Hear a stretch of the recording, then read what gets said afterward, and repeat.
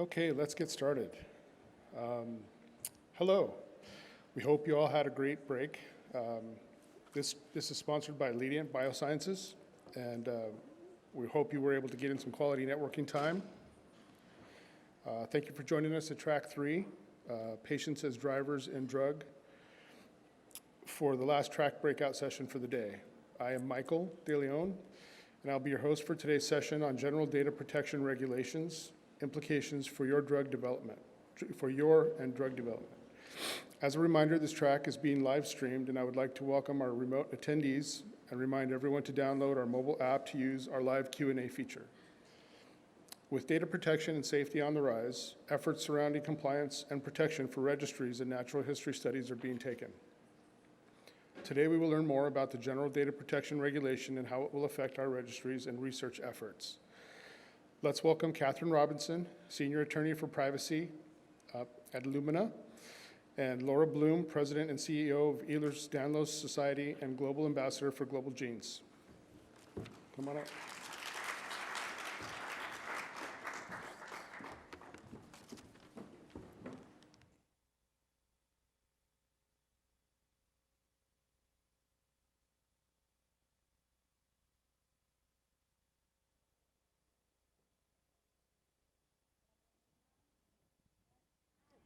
Assistance, please. Testing. Is it working? Yeah, here we go. There we go. Technical difficulties. Hopefully that will be the only one. She says. Aha. Okay, so general data protection regulation overview. So I'm going to give you a broad summary of what the GDPR, General Data Protection Regulation, means.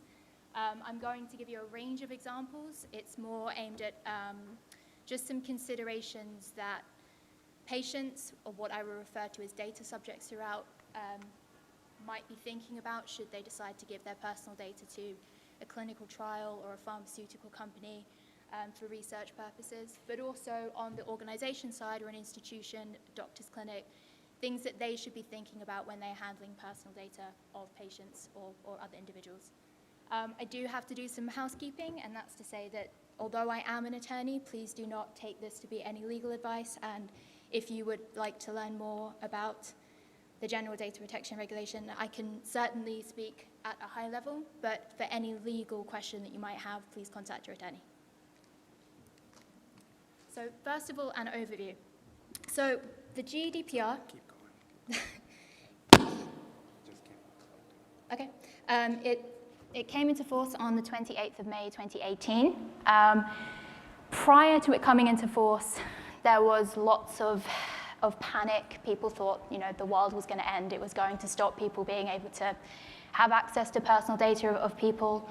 There was talk that it was going to, cost millions and millions and millions of dollars to implement it. Yes, it was expensive. Yes, it was administratively burdensome, but the world did not end.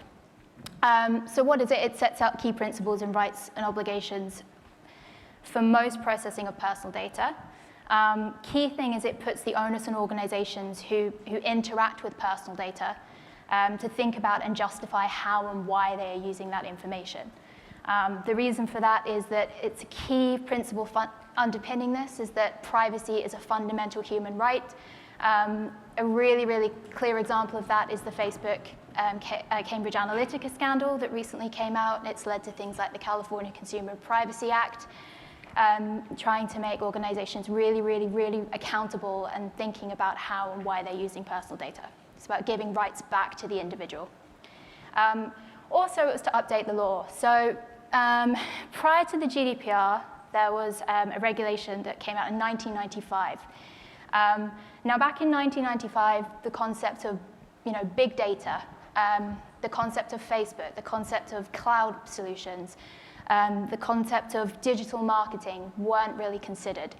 And so the idea was that we've got to start looking at how we are now using data in an IT world and actually start capturing that, especially when you start thinking about AI solutions. And also increased harmonization of data processing activities and compliance. So an example of that is We want to make sure that if you are going to transfer personal data outside of one country, including within the EU or outside of the EU or to the US or another third country, that you can be certain that the security and the integrity and the lawfulness of that transfer will not be diminished just because you've sent it outside of a border. Now the territorial scope, this one, there's often a lot of confusion. So people tend to think that it only applies to that the GDPR only applies when you're dealing with EU personal data, so EU citizen personal data or EU resident personal data. Now that is not true. And the reason for that is because, well, one of the reasons for that is if you got a data subject access request, so somebody, for example, came to Illumina and said, please delete my personal data. Now, if it was tied to citizenship, one of the first questions you would have to say is, well, you might choose to say, is to say, prove to me that you are an EU citizen. And then, of course, in order to do that, you have to collect more personal information. Query, is that really necessary that you have access to the information? What are you then going to do with that information? And so what the regulators, or the legislators did at the time was they decided, okay, let's drop this concept of citizenship. Let's just focus on, if you are going to actively market, sell, or promote goods and services within the EU marketplace, then the GDPR applies. And then the practical application of that is that anybody in the EU, even a US citizen who is using an app within the European Union, on their mobile phone, for example, is a data subject in the EU for GDPR purposes. And that's one way that it gives territorial scope outside of the EU. Another example would be, let's say that you were going to, that your physician ordered a test and in the EU, and the service lab that was actually going to perform that test, or that genetic test, was based in the US. Now the personal data is collected within the European Union from that EU patient, EU-based patient, and then a test requisition form, together with a blood sample potentially, gets sent to the US and processed in that US lab.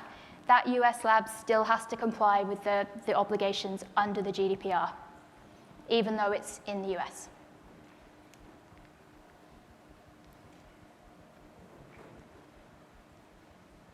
There we go. So I've mentioned a few definitions, so I'm just going to cover them quickly because I'm sure I will cover them more throughout this presentation. So what is personal data under the GDPR? What are we talking about? It's an extremely broad definition. So it's any information which identifies or could identify a natural person directly or indirectly, in particular reference to an identifier. It does explicitly call out medical, physiological, and genetic data.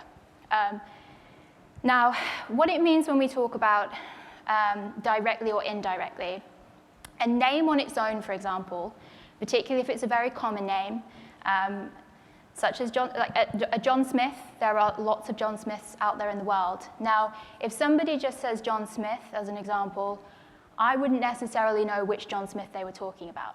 But if that name was stored in a database with suddenly lots of other identifying personal information, so suddenly I've got a date of birth, suddenly I've got an address, that name makes that person identifiable. So you can say from the outset, well, a name doesn't tell me, it doesn't give me on its own enough information to identify someone, but you have to think about, is that name or that piece of personal data going to be stored somewhere where suddenly it becomes identifiable. And there's a relevance there in terms of often you'll hear things like, well, yes, it's personal data, but it's de-identified. Or yes, it's personal data, but there's a unique ID that's been applied to it. But again, the question is it possible that you could take that unique identifier and re-identify that person? Do you have access to the database where you can re-identify that person? So that's just something to be aware of. Go back. So what do I mean when I'm about to start talking about the concept of a controller? So a data controller, that is, it can be a person, an organization, an entity, a company, which alone or jointly with others determines the purposes and the means of the processing of personal data. So for example, that's a hospital, that could be a clinic, that could be a biotech company, that could be a drug discovery company or pharmaceutical company that's collecting personal data for a specific purpose, and they are determining why they are doing that. Now, you can have more than one controller. So for example, you could have it within a data flow. So you could have a biobank. Now, they are a controller for the purposes of holding samples. And then you could have a biotech company come in, buy some samples from the biobank, do some genetic sequencing on those samples. They are the controller for the purposes of that activity. So it's the same set of data, but you've got two controllers who are determining what they are doing with that personal data. Then you have a processor. So this is a person or an entity, again, or a company that is acting on the instructions of a controller to perform a specific task. So going back to that example that I gave earlier, that could be a physician ordering a test. They are the controller, or the clinic or the hospital. They are the controller. And then they go to a service lab and they say, please, can you perform the sequencing on my behalf? The service lab will become a data processor of that personal information. They are acting on the instructions of the physician, which means, what that means is they should only be processing that personal data that they have to provide that service. So there should only be a primary use for that personal data they collect. There are ways around that, but you have to be transparent about it, and I'll come onto that in a bit more information. But typically, if you're a processor, you should only be acting on the instructions of the controller. So a service lab should only be acting on the instructions of the physician. Then you have a data subject. So I've mentioned this one a lot. This is an identifiable natural person. So patients, employees, consumers. What we aren't talking about is it has to be a natural person, so it doesn't include people that are deceased. It has to be a living, natural person.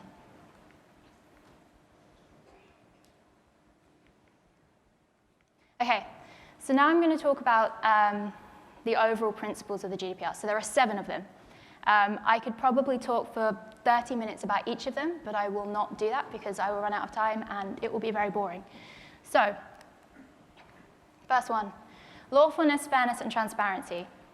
Now this lawfulness one, this goes back to that primary and secondary use that I was just touched upon. Whenever you receive or collect or otherwise access personal data, you have to be sure that you have a lawful basis under the GDPR to do that. Now there are 6 lawful bases to be able to do it. I won't go into too much detail on them because, again, I could talk for 20 minutes just on this topic. But essentially the ones that we would tend to look at would be legitimate business interest, it would be consent, and it might be in the area of public interest with regards to human health. And also a legal obligation. So sometimes in a legal regulatory context, you might look at a legal obligation as being something that interacts with various privacy laws. I will give some examples of this in a minute, just in case I've lost you and you're not really sure where I'm going with this. I promise it will become clear. Fairness, you must not process personal data in a way that is unduly detrimental, unexpected, or misleading. So what that means is it's linked predominantly to the next one, transparency. At the point that you are collecting that personal data, you have to be clear, you have to make it expressly clear with that data subject, with that patient, what you are going to be doing with their information and how you're going to use it and who's going to have access to it. Are you going to pass it on to a third party? Is it going to go, to the US? Is it going to go to Singapore? Where is that data going? And typically you do that by having a privacy policy or some kind of privacy notice. Maybe it's tied in with an informed consent form. But whenever you see one of these things, I encourage you to read them carefully so that you are absolutely sure that you know where your personal data is going and for what purpose it is being used. And if there is not one, if that is not clear to you, then ask, because it should be made clear to you. Okay, so this is one of the examples I was talking about. So in a clinical trial context, let's go through some of these examples. So you might be collecting, and when I say you, I'm talking about an institution and a sponsor of a clinical trial. You might have access to date of birth, names, gender, contact information, genomic data if you're going to be doing some genetic sequencing tests, for example, a unique reference number. As I've said here, the controllers of that information, because there are two here, it's the institution actually collecting that information in the first instance, and it's also the sponsor. So an example of that could be your institution is a hospital somewhere in the world, and Illumina is the sponsor, and we're trying to develop a drug for which we need some kind of regulatory approval for. We would conduct a clinical trial. We would be the controller because we're the overall sponsor, and we're determining that this is what we need to do with this personal data. But the institution is also collecting that personal data for its own purpose and is completely in control and has direct contact with the patients. So we both have the same obligations as a controller. You might have a CRO in the middle there. They would be a processor of both of those controllers. So how do we satisfy the lawful basis principle? Well, the primary use, it's in the interest of human health for processing personal data in the course of a clinical trial protocol. Now, it's not always possible that you're going to be able to rely on a secondary use. So I've put it in here just as a talking point. What I mean by a secondary use is, let's say that something interesting happens in that clinical trial and you think you might want to then use that data set in some kind of commercial product development that's unrelated to the clinical trial. Now, let's put aside questions of ethics and maybe some regulatory issues there and just talk through this example. Now, your primary use case, what you're doing is you're getting informed consent from a patient. So your lawful basis at that point for your primary use is consent to use my personal data for the conduction of the clinical trial. If I wanted to do a secondary use, which is product development, I can't rely on that same consent. Now, the reason for that is because the consent threshold is extremely high under the GDPR, and a lot of people, again, have this common misconception that consent is the way forward. Consent is the gold standard under the GDPR. It's not the case. It's not always appropriate, and it's sometimes unfair to the data subject to be relying on it. And this is the reason why. In most cases, consent will not be an appropriate legal basis for processing clinical data for secondary use because of the bargaining power.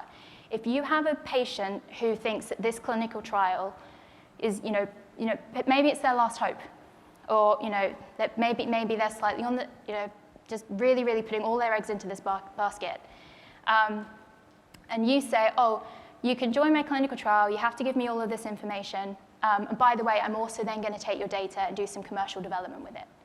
Now, the bargaining power there is that the patient is potentially relying on you and thinks that they have no option other than to give you that data in order to conduct that clinical trial. And that is why a lot of people think if I bundle my secondary use in with my first use and I say that both of those things I have consent for, that's not always the case, and you should really, really be considering, is there actually a second lawful basis I could rely on for secondary use, such as legitimate interests? Is there another one in the interest of human health, something that isn't consent? And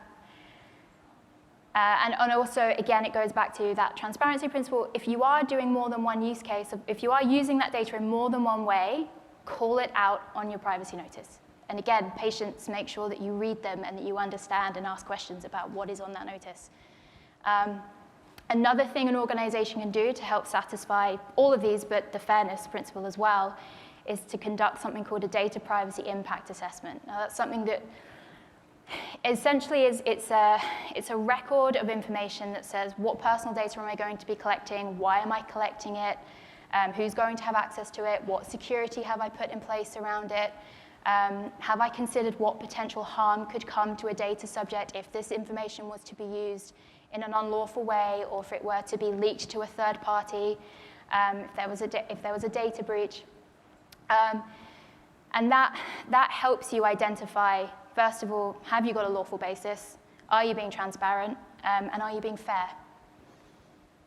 And it's also something that if a regulator was to come in and say, show me records of your processing, show me how you've adhered to the GDPR, you can say, here's my data privacy impact assessment. Is my microphone on? Yeah. Second principle, purpose limitation. I've already touched on this one. So first of all, the point that you are collecting personal data, be clear about what your purposes for the processing are at the very, very beginning. And it's so important to get this right because you shouldn't really be changing it halfway through. And the reason for that is if you decide that with that data set, you want to use it for a different purpose, you have to first of all check that it's compatible with the original purpose. If it's not, then you have to go and get consent. That's the only way you can do your secondary use. If you haven't identified it at the very, very beginning, you have to go and get consent or see whether you've got some clear obligation or function set out in law. So an example of that potentially could be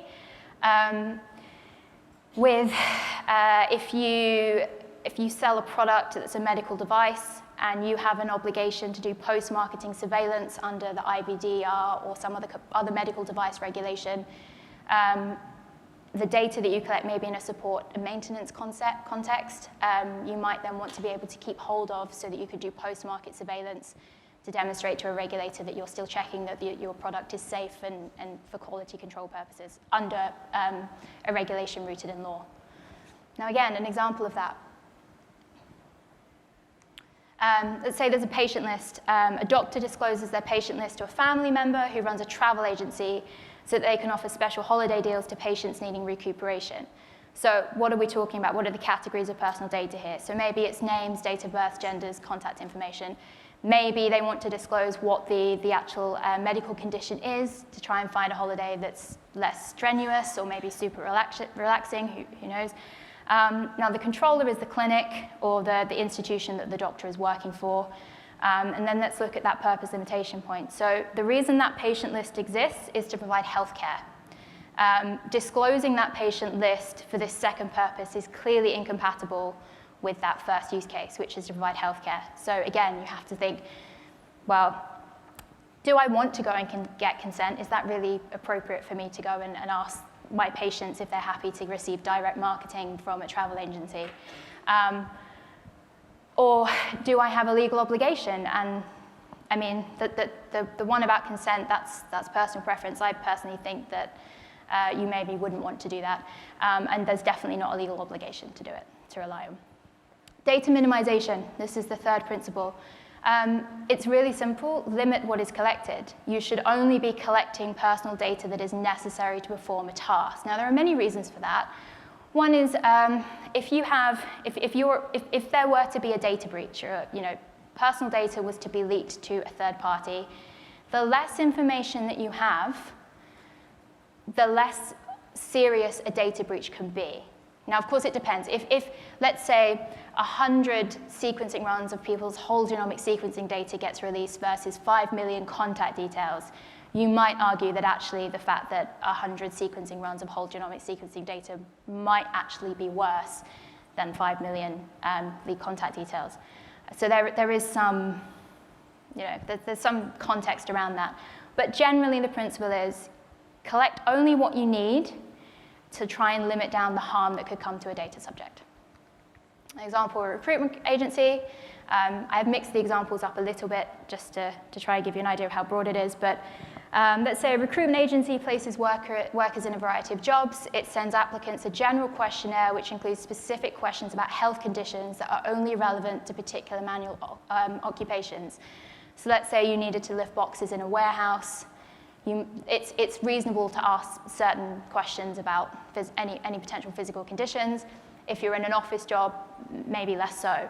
But if you do need to process particular information about certain individuals only, you should collect it just for those individuals. Again, limit down what you actually need. If you don't need it, don't collect it. Because also it reduces the obligations that you have under the GDPR, which can be a good thing because, as I'm sure you're realizing, it's very administratively burdensome. Principle 4, accuracy. Personal data process should be accurate and, where necessary, kept up to date. If you discover that it's incorrect or misleading, you must take reasonable steps to correct it. An example of this one, because this one's very, very simple. Utility company needs to send some important information to an individual customer. That customer's told the utility company that they've moved house, but the record hasn't been updated to reflect this. It can also be annoying if somebody's chasing you for a bill, then you don't know about it because they haven't updated your record, potentially could impact your credit history. So that's why it is important to make sure that your records are kept accurate. Storage limitation. This is also linked with that data minimization point that I raised. But you must not keep it for longer than you need it. Again, it's about once you've completed your legitimate business task, don't hold on to it because it's at risk of being subject to a data breach, because you don't need it, and because that individual, that data subject, when you first collected that data, might not have thought that you were going to hold on to it indefinitely. There's usually an expectation that there is some kind of data retention policy in place. Particularly if you're relying on consent, consent isn't indefinite. If you haven't used that personal data for which you relied on consent for an extended period of time, or that person hasn't had any contact with you, don't assume that consent is still valid, especially if a period of maybe a year has elapsed and you've had no contact with them. Another way of, instead of deleting personal data, you can also look at anonymizing it, making it so that it's no longer you can no longer identify a data subject from it. So an example of that would be you encrypt it and then you throw away the encryption keys. So you can never, ever, ever re-identify that person again. Example of this, which it's a slightly roundabout example, because sometimes it might be relevant to hold on to some of the information but delete the rest. And in this particular example, if you receive a notice from a customer requiring it to stop processing personal data for direct marketing purposes, then in order to ensure that you don't then continue to direct market to that individual, you have to hold a record of them that says, do not market to me, but everything else can be deleted. So that's an example of sometimes when actually you might want to hold on to some. Okay, principle 6, integrity and confidentiality. So this essentially boils down to security. And again, it's simple. You must ensure that you have appropriate security measures in place to protect the personal data that you hold. And it's about thinking what potential harm could come to an individual who is the subject of that personal data record that I have if this data were to be accessed by a third party or were to be leaked. Just to give you, I guess, I don't know how real it is, but it's quite a powerful example of this in terms of a data breach. Let's say that somebody's whole genomic sequencing data was to be leaked out there. Let's say lots and lots of records of it. That is somebody's entire genome. Now, from that, you can identify maybe they carry the BRCA gene. And let's say that a life insurance or a health insurance provider got access to that record list. And they said, okay, for these individuals, because we know that they have the BRCA gene, we won't cover them if they develop breast cancer. Or they say, okay, we will, but the premium's going to be higher. Now, that's obviously there's questions of, there's ethical questions there. Would they do that? Should they be doing that? But that is an example of potential harm that could come to a data subject or a patient if that information were to be leaked. So let's talk about this in another way in terms of what it actually means practically. So health data. A hospital processes health data of its patients in order to provide health care. The sensitive nature of the health data means that significant harm could come to a data subject should that health data be leaked to a third party. I've just given you an example of that. But in terms of the integrity and the confidentiality and the controls that you have to put in place, this is really where you have to engage your security teams to make sure that they ask questions like, what does the access control on this look like? Who has access to it? And then is there a technical control on that data set to make sure that people don't have access to it that shouldn't have access to it? Is everybody trained on what personal data is? Does everybody understand that they shouldn't share it with third parties? Can you encrypt the data? What security can you put onto that database or that record to make sure that you're reducing the risk of a data breach and therefore reducing the risk of any potential harm that could come to a data subject?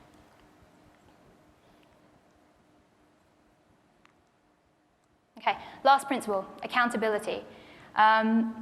This one, in a nutshell, is to ensure that organizations that process personal data can demonstrate that they are complying with the previous 6 principles that I've just run through.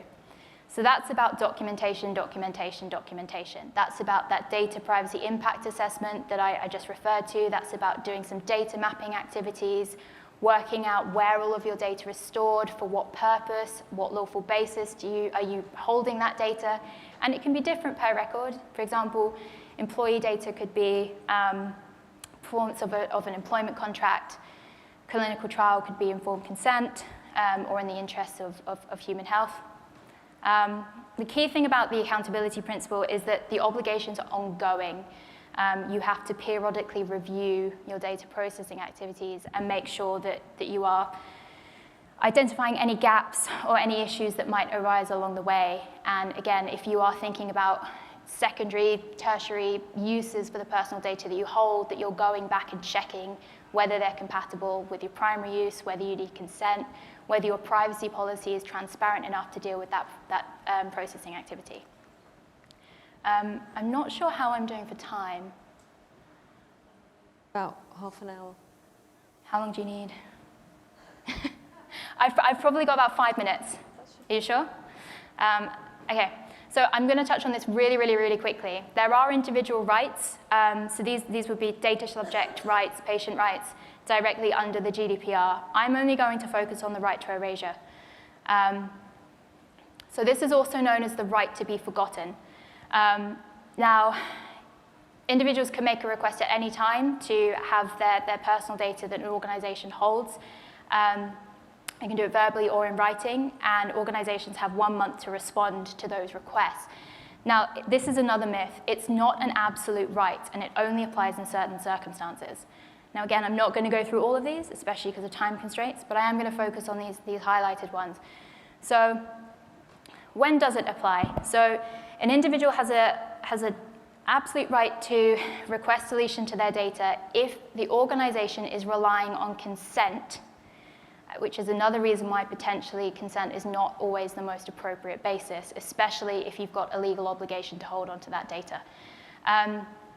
Or if you're relying on legitimate interest as your basis, and your legitimate interest as a company doesn't override that individual's right to be forgotten. When does it not apply? As I've mentioned, if you have to comply with a legal obligation. So if there's a regulatory law that says that you have to hold on to that information for quality purposes, for post-market surveillance, then you can. But then you have to think about that data minimization principle and that storage limitation principle, which is, do I actually need all of this information? Are there things I can delete to try and somewhat comply with this request, but holding on to only what I absolutely need to make sure that I'm complying with my legal obligation. This highlighted one, the bottom one, so the archiving the purposes on public interest, scientific research, historical research, or statistical purposes. Some people got interested by that one thinking, oh, does this mean that if somebody asked me to delete all of the genomic data potentially I've got on file, can I say, but it's in the interests of scientific research? And the issue with this one is that if you are a commercial organization looking to do commercial development, is that really in the public interest? And that's sometimes where the challenge lies. However, and this is my last slide, I promise. The GDPR does provide 2 circumstances where this right to be forgotten will not apply to special category data.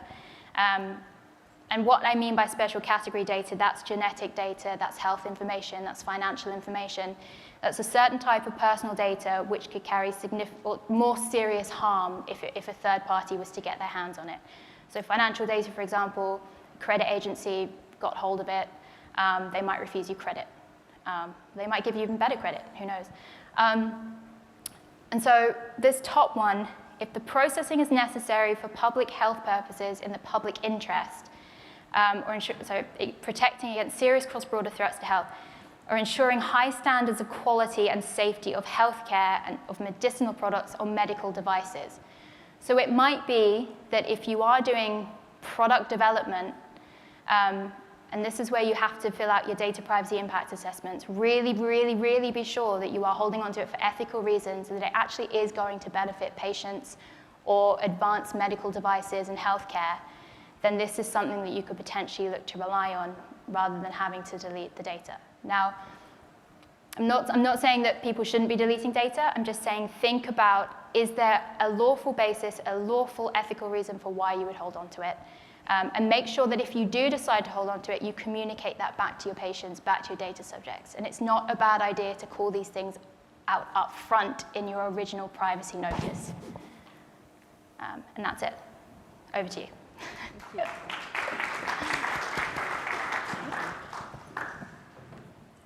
Okay. Is this working? Can you hear me? Great. So I'm going to talk about bringing a real-life case study to life, and despite the restrictions there are with GDPR and HIPAA, that you can have a really successful international registry. Scroll forward. So before I get into it, I mean, GDPR, it's a really heavy subject, so I'm going to try and lighten the topic and test out my British humor with you, if that's all right with everyone. So everyone good at knock-knock jokes? Okay, so here we go. Knock-knock. GDPR. I'm sorry, I can't tell you. Okay, on we go. So we launched our EDS and HSD, which is Ehlers-Danlos syndromes and hypermobility spectrum disorders, global registry in August of last year. And we chose to host our registry on Genetic Alliance platform PEER, which has been successful. It's had its restrictions and limitations. I don't think there's one platform out there that can solve every issue that organizations need.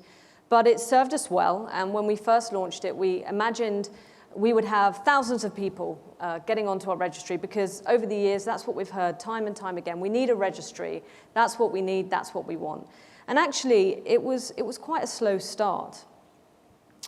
I will go into a little bit more how we picked that up a little bit further into my talk. So we now, I'm delighted to say, a year on, have nearly 8,000 participants on our registry. So yeah, it's wonderful. The people actually, it's patient-led, so patients are going onto the registry and putting in their details themselves. We've got 67 different countries represented. You can see some of them here. We've had the registry translated into 7 different languages. That in itself was a joy to go through, and you then have to get everything, make sure that you're adhering to the policies in all the different languages and that everything is translated accurately, and knowing that you may need to update surveys and questions. So it's really very much an ongoing process.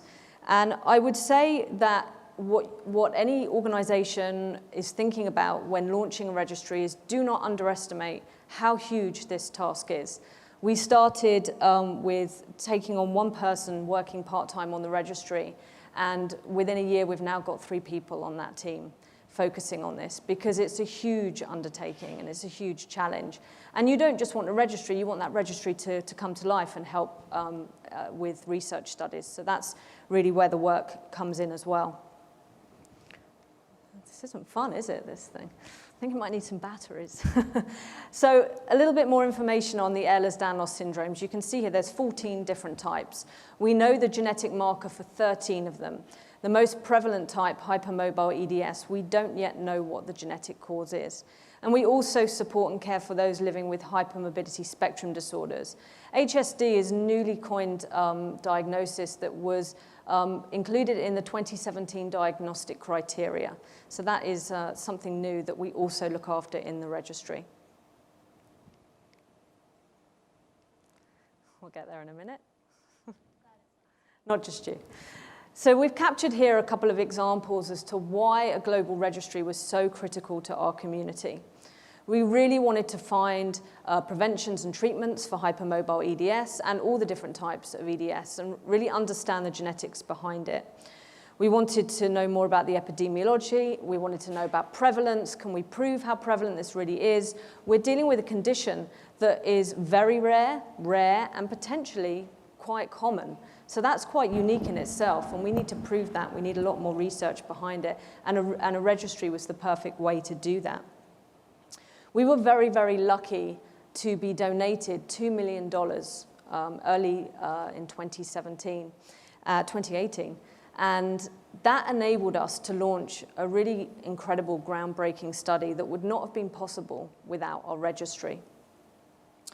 And we wanted to find what this genetic cause was behind the hypermobile EDS, this one type of EDS that we do not know the genetic cause behind. So we used our registry to recruit the people that we needed for this study. And this is how we did it. The slide's going to keep up with me. So we developed a network of people, and within 2 to 3 weeks of being awarded this $2 million, we worked and moved very quickly. It's amazing how much funding can make everyone move very, very quickly. And we assembled world-leading experts in hypermobile EDS, people that we knew were already trying to work on finding the genes behind EDS, because we think it's going to be more than one gene. We think it's going to be multiple genes behind hypermobile EDS. And we brought everyone together, and we were like, how are we going to do this? How is the best way to do this? And we've heard a lot about whole genome sequencing, and it seemed natural that that would be the way that we go. So we launched something called HEDGE, the Hypermobile Ehlers-Danlos Genetic Evaluation Study. And I'm sure you'll believe me when I say finding the acronym took just as long as working out how we were going to do this. We're pretty happy with our HEDGE acronym and what it stands for. And we are recruiting 1,000 people from all around the world living with hypermobile EDS to take part in this study to try and find what the gene is. This is a number that's been advised to us scientifically, that if you whole genome sequence that many people and you have a really clean data set of patients, that is the kind of number you need to try and find what the genetic cause is. Even if we get to the end of this study and we don't find genetic causes behind the hypermobile type, that in itself will tell us a lot and lead to further studies. But all of this wouldn't have been possible without this registry. So we have had 5 recruitment events so far. We've been to various places in the US. We've been to Rome. We've been to the UK. We're going to Israel. We're going to Japan. We want to have a really geographically diverse cohort of people on this, because that as well will influence the results. And we are also creating a global repository. Now, I'm really excited about this, because I think for so long in so many different areas of rare disease, people work in silos and people don't collaborate and bring things together. So we know around the world, when we started doing the research into this study, that there were probably no more than 150 whole genome sequence that had been done in EDS, and potentially no more than 400 to 500 whole exome sequences. So we said, why don't we bring everything together for the first time and really be able to look at these samples that have been done, add to them the ones that we're doing for the HEDGE study. But also, as we were doing this and going along, we started to get people contacting us and saying, I've had my whole exome done, I've had my whole genome done, can I please add this to the study? And although we can't add it to the HEDGE study, what we can do is now add it to this repository, because this is now a platform for future research that works hand in hand with our registry. So that's really exciting, and we're currently about to announce in the next 3 to 4 weeks an RFP for this repository and where this is going to live. So if there's anyone in the audience that would like to be part of that RFP, then please do let me know. What I think the key message that I'd like to take you to take away is that despite GDPR, despite HIPAA, despite limitations with funding, global registries are possible. And I think the best advice I can give is that you really need a good research study to help get people recruited. So as I said, when we launched initially, we thought we were going to have these numbers within weeks, honestly, because I've worked in EDS now for a decade, and for that whole decade, what I've been told by the patients, by the clinicians, by everyone, registry, registry, registry. So it's like, okay, we did it. Everyone, come on, get on the registry. Nothing. You know, it was like, okay, what is it? Are people worried about GDPR? That was definitely a concern. You have to have a very clear privacy policy on your website and on the registry, and you have to really ensure that you're meeting all those regulations. And that helps when you go through the IRB process. That keeps you on track for that. But it wasn't until we launched our HEDGE study that overnight we had literally about 2,500 people register within a few days. And we were like, okay, people don't just sometimes want to be on a registry to be on a registry. They want to be on a registry because something's going to be done with that information. And that was really the turning point for us. And so now very, very quickly, we've reached this number of 8,000, and it's growing day by day. And at the moment, we're only doing the hedge study through this. So we're now getting to a point where we're a bit more comfortable with the platform and with how it's all working. And we're now seeking other researchers to use the registry to do much more focused surveys so that the data is much cleaner. Obviously, we're relying on patient-inputted data, so it's not always reliable. But what it is I'm here, I exist, I have this type of EDS, and I live in X, Y, Z. And then that you can say, okay, I'd like to survey people living with hypermobile EDS that have postural tachycardia syndrome. And then you can do a really much more focused survey and make it much more reliable data. As with anything, it's only as good, what you put in is what you get out. And so it's really critical to ensure that you make sure the questions are consistent. I think we're living in a world now where you think everything is run by an app. And certainly one limitation we've had is the Genetic Alliance platform PEER is not currently mobile optimized, and they do not have an app. And that has proved difficult, and we are currently looking at solutions to overcome this. One solution is we've partnered with Backpack Health, which many of you may have heard about, fantastic platform, which is wonderful and set up for really the patient in mind, but not so much research. So our registry, the way it is currently, can't be replicated onto the Backpack platform. And the only way that we could have, I kind of see it as a massive swimming pool and lots of different water chutes coming down into the pool. But the only way that you can have those multiple water chutes is if you're asking those questions in exactly the same way, because otherwise it's not clean data. So unfortunately, that wasn't a mobile optimized solution for us at this moment. But PEER, the Genetic Alliance platform, is developing their platform at the moment, so it will be mobile optimized, we're told, any day. And we are waiting on the edge of our seats for that moment. And it may not be that that's the solution for us. And what we've also learned is we're currently consistently looking for alternatives, because as the registries grow and your needs grow and develop, but also we're coming to a stage where registry data, whole genome sequencing, it's all people seem to be talking about. And so there's more and more options, which is a wonderful thing. So if anyone is thinking about creating their own registry, do shop around. I'd recommend doing an RFP, being very clear about what you need for your community, what your budgets are. There are options out there for zero budget, right up to multi-million dollars. So think about it. Don't let GDPR scare you, and try and build these registries, because bringing together this data is the way forward. Thank you.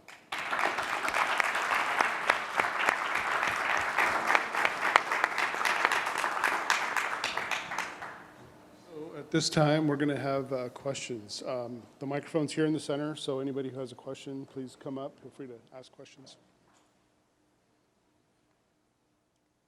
Hi, I'm Sarah Emmons. I'm with the Jane Foundation. Thank you so much. Those were great talks and so relevant to those of us working in this area and registries in general. I just had a couple questions about the principles for the GDPR as they may or may not apply to those of us working in rare disease research space. So I think Principle 4, the data minimization, and Principle 5, storage limitation.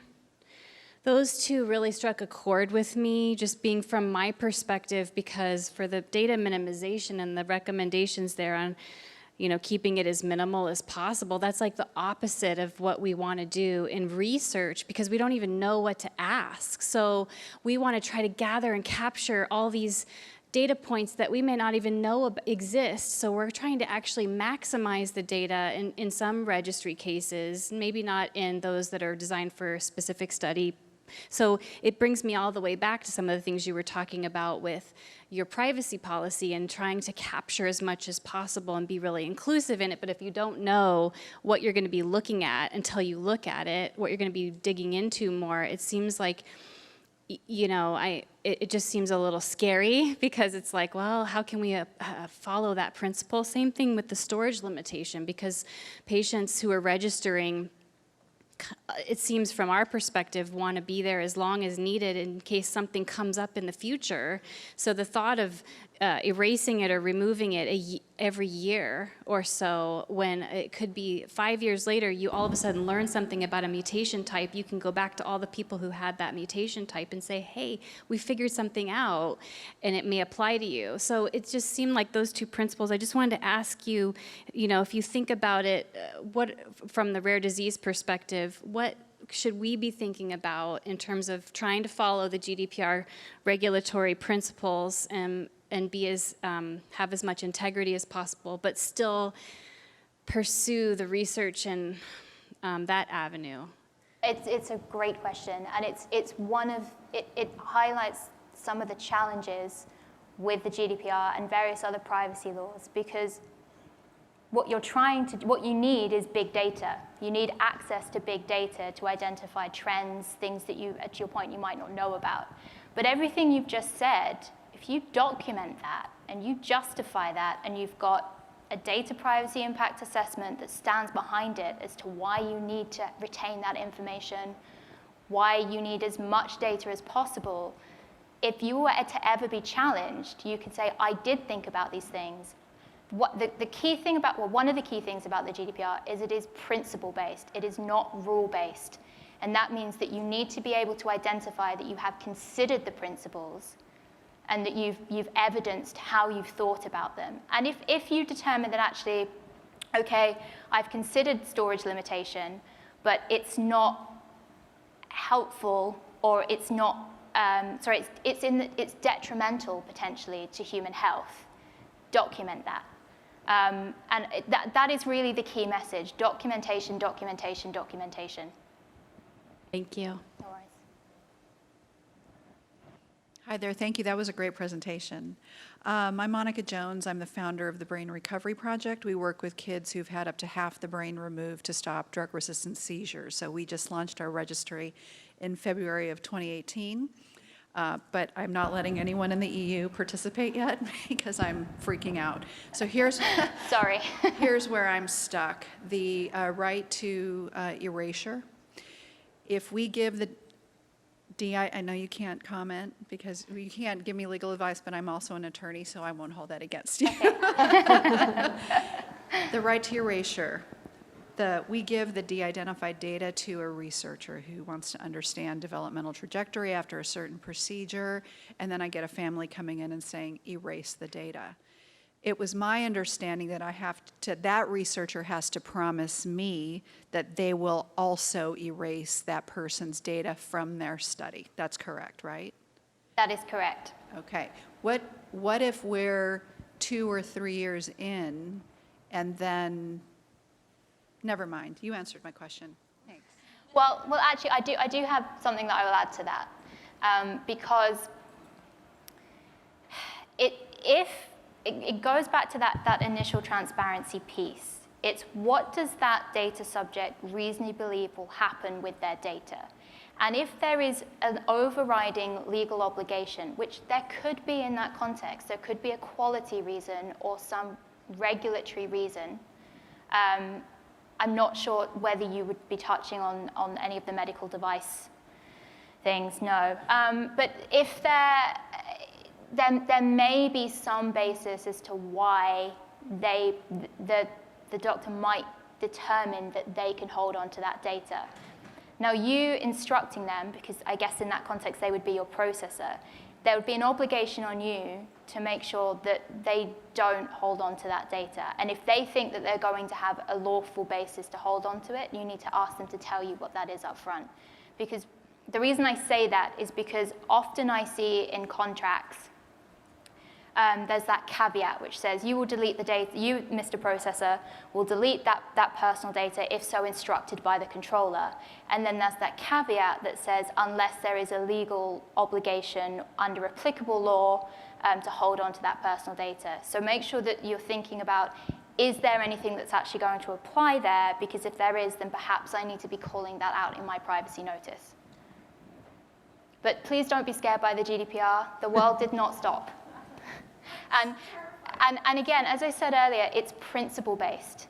Although it is administratively burdensome, it does cause organizations to ask important questions and be transparent about what they are doing with personal data, but it is not a prohibition on processing personal information.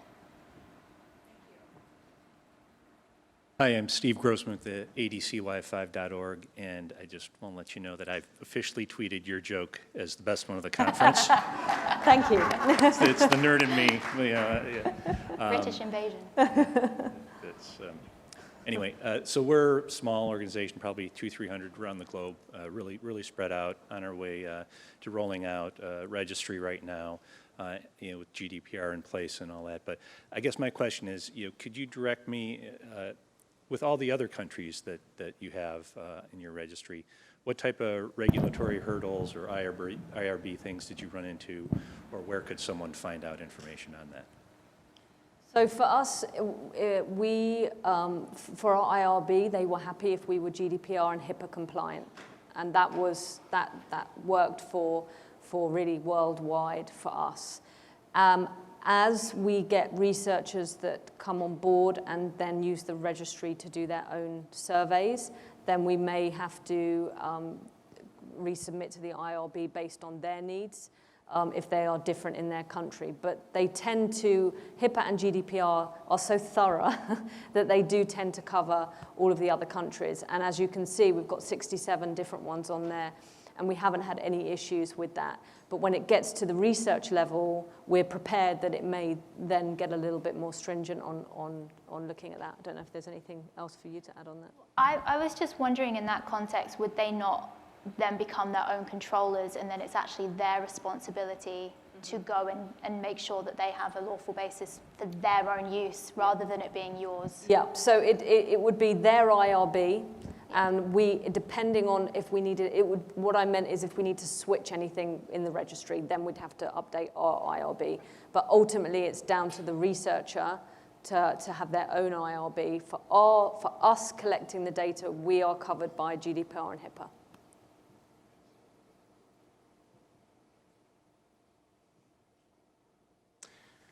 There was a question that came in on the mobile app, and this is for Laura. It says, you mentioned that there were limitations to answer research questions within your registry vendor. I think you said backpack helped. Could you elaborate with a few examples, problems you were trying to solve? Sure, so that they've kind of mixed two of the things I said there. So there's limitations with Genetic Alliance and Peer. That's our current platform, which is web-based. It's not mobile optimized. So that's a limitation. The other limitation is they have been moving to a new platform for quite a while. And so there has been a time period where they've been focusing on the new launch, quite rightly, and not been able to troubleshoot some of the existing problems. And they're not problems that have caused us to not be able to use the registry. It's still working, but it's been more of a time-consuming process for us and more of a frustration. The main limitation for us is the fact that it's not mobile optimized or that there's not an app for it, because we are living in a world where people use iPads and phones, especially people that have reduced ability, and perhaps sitting at a desktop computer is not possible, which really is quite a lot of our community. And so we really need to get that working for us. Now, Backpack, as I said, fantastic platform.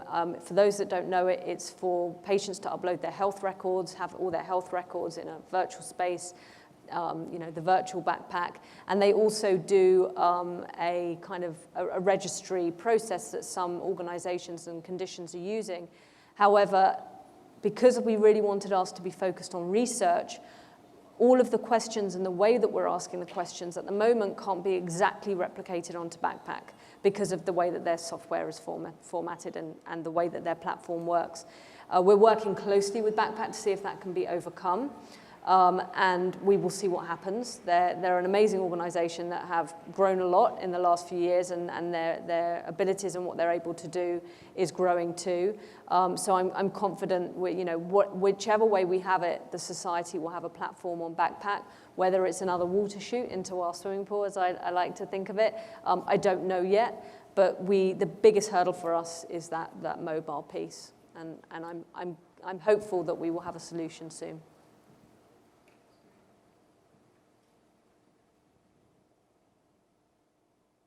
there any more questions?